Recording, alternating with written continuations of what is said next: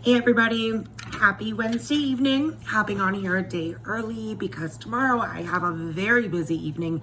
Not getting home till pretty late, so I thought I would hop on here a day early. And yes, I am super excited to talk about this topic of facing forward and what next, because it's totally my jam and it's right what I'm in the middle of, and also kind of, well, I shouldn't even say finishing up. I've been in this space of facing forward and thinking about the present and the future and all of that for quite some time now, and especially so within the last year, 2 years actually, about the last 2 years. Oh gosh, it's been a journey.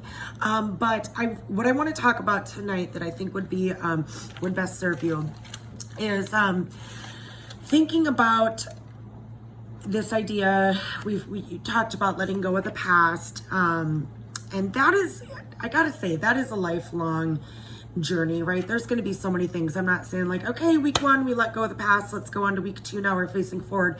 These are just ideas of things I'm trying to share my experience with you, because I think it will help you in your own journey of this process of letting go, sitting in the belly of the whale and dealing with what you need to deal with from time to time, getting back out, facing forward, or being in the present.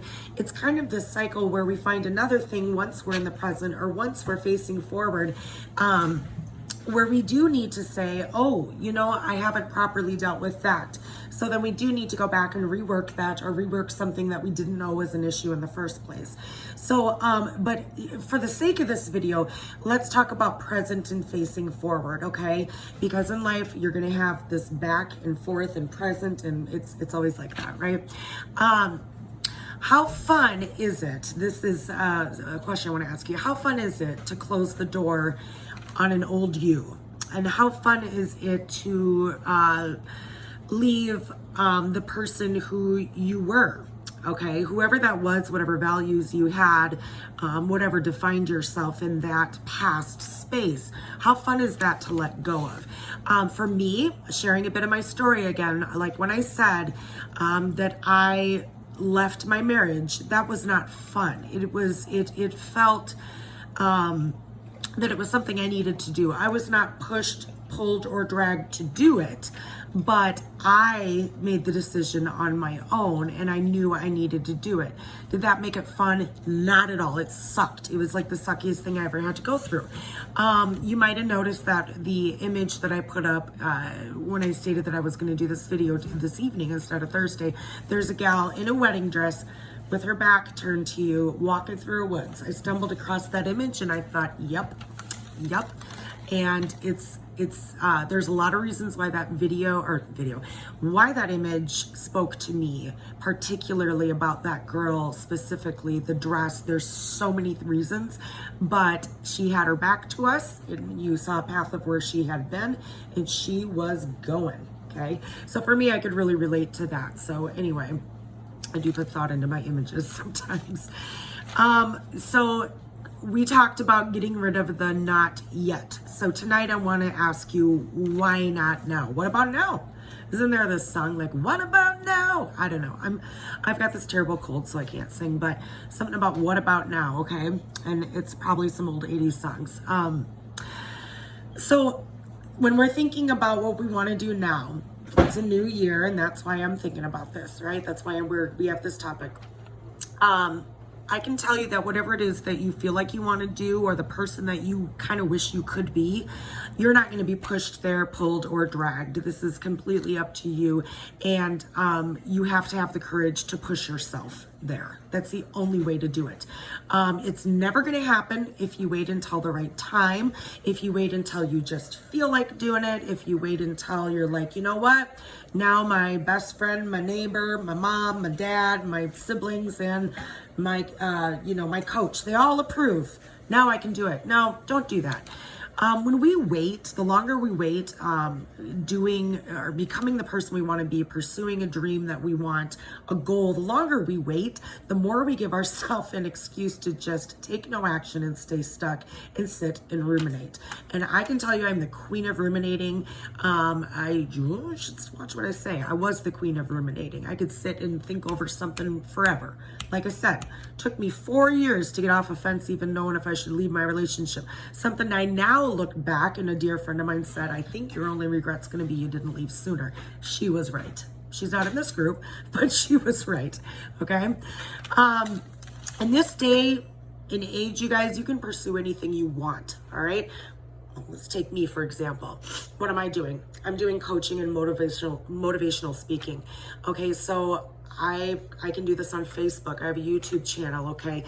You can do whatever you want, and you really don't have to wait for someone's approval of, yeah, I think you would lead a really good group. I think you could have a YouTube channel. I mean, you might get this many subscribers. Who cares? All right. You got a message to give, just give it. Okay.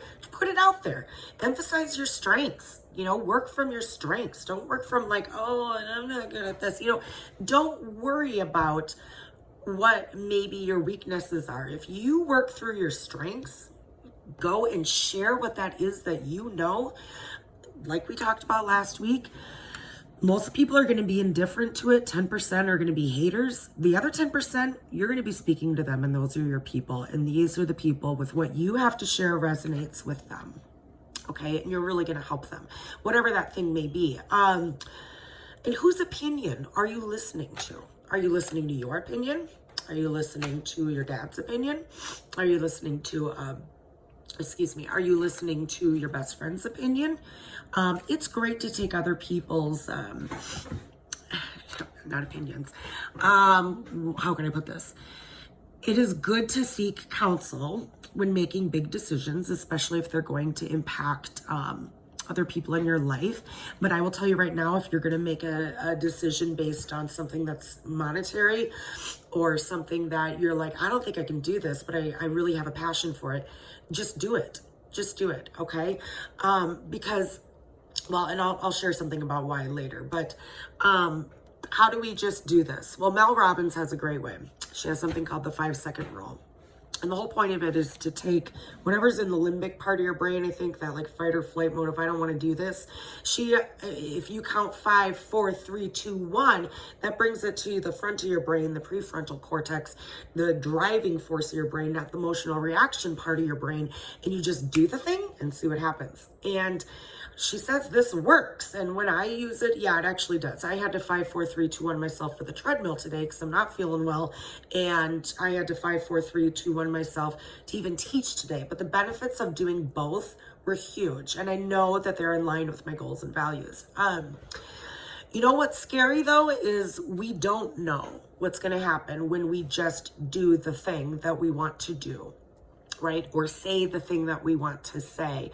Walk up to the girl or guy that we're kind of interested in and be like, hey, you want to get together? We don't know what's going to happen when we do that, but it doesn't matter. That's not the point.